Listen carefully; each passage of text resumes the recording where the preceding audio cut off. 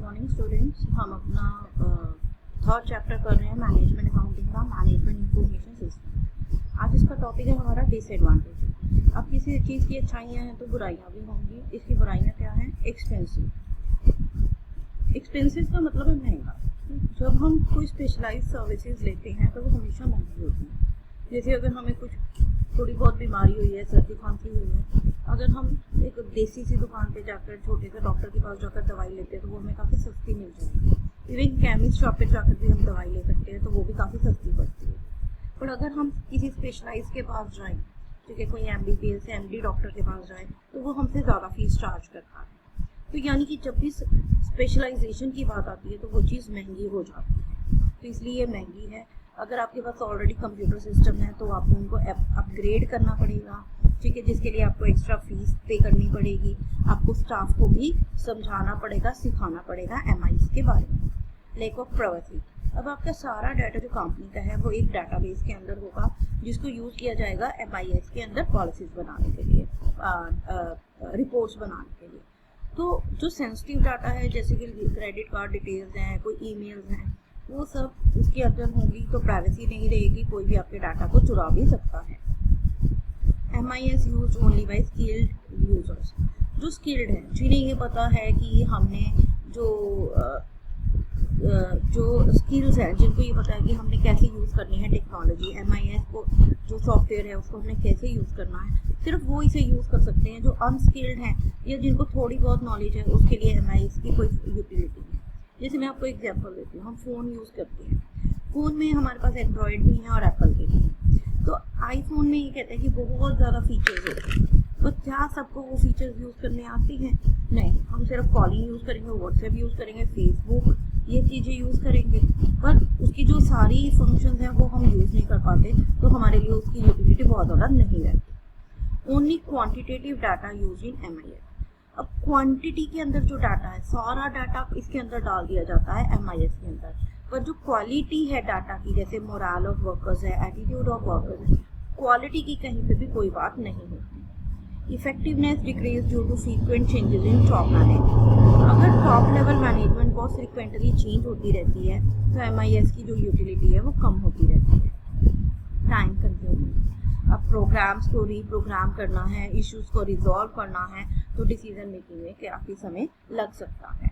Business owners and managers में also need extensive training. MIS चलाने के लिए जो ऑनर्स हैं, जो मैनेजर्स हैं, उनको भी काफ़ी महंगी ट्रेनिंग दिलवाने की ज़रूरत पड़ सकती है। फिर अगर आपने इसे इंस्टॉल करना है तो क्या करना होगा? इसके लिए 6 स्टेप्स दिए हुए हैं। फर्स्ट स्टेप क्या है हमारा? To know the needs of information.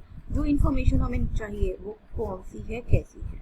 तो कैसी इन्फॉर्मेशन चाहिए वो किस पे डिपेंड करेगा? आपकी कंपनी का साइज कितना है, बड़ी है, छोटी है, आपका बिजनेस कैसा है, मैन्युफैक्चरिंग है, ट्रेडिंग है, आपकी फाइनेंशियल पोजीशन कैसी है, गवर्नमेंट की पॉलिसीज कैसी हैं।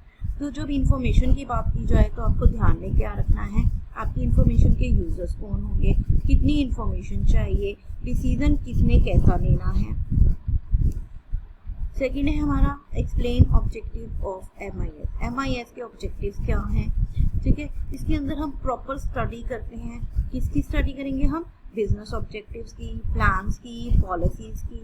जो ऑब्जेक्टिव्स हैं वो क्लियर होने चाहिए। क्लियर किस सेंस में कि आप क्या इंफॉर्मेशन चाहते हो, आपको क्या डाटा चाहिए। थर्ड है आपका सोर्स ऑफ इंफॉर्मेशन। जो हमारी इंफॉर्मेशन है वो कहाँ से आएगी? हमारे पास इंटरनल सोर्सेज भी रहते हैं और एक्सटर्नल सोर्सेज भी रहते हैं। इंटरनल सोर्सेज में क्या है? एनुअल रिपोर्ट्स होती हैं, बिजनेस डॉक्यूमेंट्स होते हैं, मार्केटिंग एंड सेल्स इंफॉर्मेशन है, प्रोडक्शन एंड ऑपरेशनल इंफॉर्मेशन है। एक्सटर्नल में हमारे पास गवर्नमेंट रिपोर्ट्स रहती हैं, प्रोफेशनल जर्नल्स रहते हैं, सर्वेज रहते हैं। तो इन सब से हमें इंफॉर्मेशन मिलती है।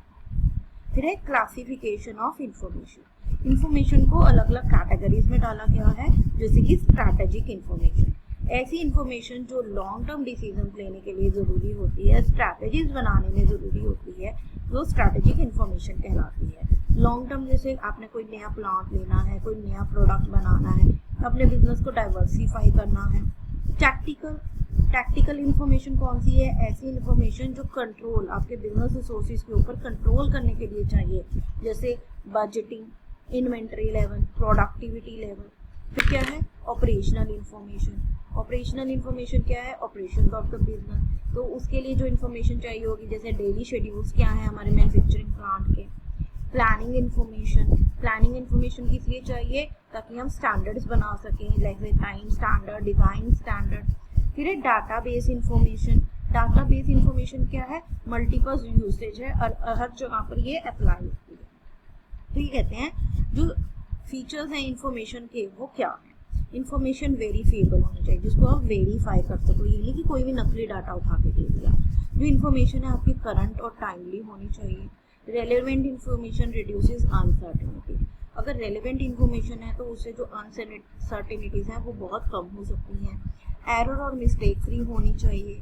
आपकी इंफॉर्मेशन क्लियर टर्म्स में होनी चाहिए, उसके अंदर बायसनेस नहीं होनी चाहिए, और उस जो भी इंफॉर्मेशन आप दे रही हो उसको फर्दर एक्सप्लेन करने की ज़रूरत ना हो। इंफॉर्मेशन अपने आप से सारी चीज़ें क्लियर करें। फिर है method of giving information. Giving information आपने कैसे देनी है? ये कहते हैं the truth in saying is. जो ट्रूथ इन सेइंग है वो क्या है? It is not what you से। ये नहीं कि आप क्या कह रहे हो, पर आप कैसे कह रहे हो ये मैटर करता है। तो आपने क्या करना है? आपने अपने ऑप्शन को रिव्यू करना है उस इंफॉर्मेशन को डिलीवर करने से पहले, ठीक है।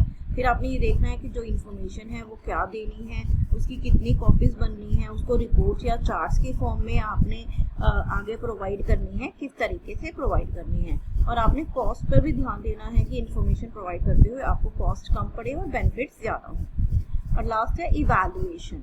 इवैल्यूएशन का मतलब है कि जो मैनेजमेंट इंफॉर्मेशन सिस्टम है उसमें इवैल्यूएशन क्या है? Upgrading and specially improvement in quality of maintenance. तो ये क्या है? इंफॉर्मेशन को अपग्रेड करना और मेंटेन करना, क्वालिटी को मेंटेन करना। जो प्रॉब्लम और डिफिकल्टीज आती हैं सिस्टम के अंदर उनको पॉइंट आउट करना। जो इन्फॉर्मेशन है वो सफिशिएंट है या नहीं वो बताना। What the information relevant and critical. क्या इन्फॉर्मेशन रेलेवेंट है या क्रिटिकल थी, वो सारी चीज़ों को बताना। नेक्स्ट टॉपिक है हमारा types of management information system.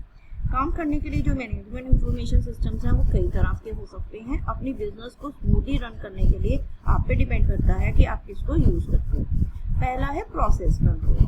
जो प्रोसेस क्या है? प्रक्रिया, काम करने की प्रक्रिया। तो उसके लिए डाटा चाहिए कि जो काम होएगा वो कैसे होएगा, कब होएगा। तो प्रोसेस कंट्रोल सिस्टम क्या करता है? डाटा को कॉन्टिन्यूसली इकट्ठा करता है, ठीक है। और इस प्रोग्राम को प्रिपेयर रेगुलर रिपोर्ट्स, और इसने क्या करना है? रेगुलर रिपोर्ट्स को बनाना है। इस तरह की इंफॉर्मेशन क्या करती है? एफिशिएंसी को बढ़ाती है। जैसे पेट्रोलियम रिफाइनरी के अंदर क्या है? इलेक्ट्रॉनिक सेंसर्स को यूज किया जाता है जो कि कंप्यूटर से लिंक्ड होते हैं, जो पूरे केमिकल प्रोसेस के ऊपर निगाह रखते हैं, मॉनिटर करके निगाह रखते हैं। अगर कोई भी दिक्कत होती है तो एकदम से वो हमें अलार्म कर देते हैं और फिर उसको कंट्रोल किया जा सकता है। दूसरा है इन्वेंट्री कंट्रोल। अब किसी भी बिजनेस के लिए जो लाइफ ब्लड है वो है इन्वेंट्री। अगर आपके स्टॉक ही नहीं होगा तो आप प्रोडक्शन कैसे करोगे, आपका बिजनेस स्मूथली रन कैसे करेगा। तो इन्वेंट्री का मतलब है schedule of items held at a particular point of time, यानी जो स्टॉक एक पर्टिकुलर टाइम पर आपके पास पड़ा है वो इन्वेंट्री है, ठीक है। इसको आपने खराब होने से बचाना है, चोरी होने से बचाना है, सारी चीज़ों से ध्यान रखना है। तो इसके लिए वेयर हाउस की ज़रूरत होती है ताकि आप गुड्स को अच्छे से स्टोर कर सकें। फिर है sales and marketing. Sales and marketing बहुत जरूरी है। चीज़ें नहीं बिकेंगी, मार्केटिंग नहीं होगी तो क्या फायदा। तो इसमें क्या करते हैं? Estimate future sales. आप अंदाज़ा लगाओगे फ्यूचर में कितनी सेल्स मिलेगी। इंप्रूवमेंट करोगे क्वालिटी ऑफ प्रोडक्ट्स में। प्रॉपर कंट्रोल रखोगे डिस्ट्रीब्यूशन चैनल पे।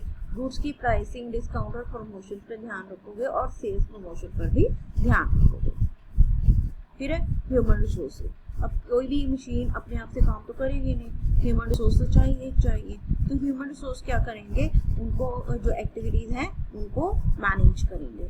तो ह्यूमन रिसोर्सेज के ऊपर पूरा फोकस किया जाता है, उनके साथ अच्छे से कम्युनिकेट करना ताकि वो जितने भी प्रॉब्लम्स हैं उनको सॉल्व किया जा सके और वो अच्छे से काम कर सकें, ठीक है। फिर है अकाउंटिंग एंड फाइनेंस। अकाउंट्स बनाना और फाइनेंस का ध्यान रखना। आपने कितने taxes, state taxes, local taxes, pension fund को पैसा देना है, वो सारी चीज़ें आपने इसके अंदर रखनी है। जितनी भी मंथली और एनुअल स्टेटमेंट हैं जैसे profit and loss, balance sheet, वो बनाई जाती हैं। फिर decision support system. Decision support system एक डाटाबेस होता है जो MIS के अंदर ही काम करता है। इसके अंदर हम डिसीजन लेने के लिए डाटा को डालते हैं। जो डाटा डिसीजन है वो दो तरह से होते हैं, प्रोग्राम्ड और नॉन प्रोग्राम्ड। प्रोग्राम्ड क्या है? ऐसे डिसीजन जिनके लिए गाइडलाइंस बनाई जाती हैं समय समय पर, जिसका हमें ऑलरेडी पता होता है कि इस तरह की प्रॉब्लम्स आ सकती हैं। और नॉन प्रोग्राम डिसीजन ऐसे होते हैं जो अनयूजुअल हैं, जो नई सिचुएशंस के अंदर निकल कर आते हैं। जैसे अगर आपने कोई न्यू टेक्नोलॉजी के अंदर लगाना है पैसा, तो वो कैसे होगा। फिर है transaction process. Transaction process system क्या है?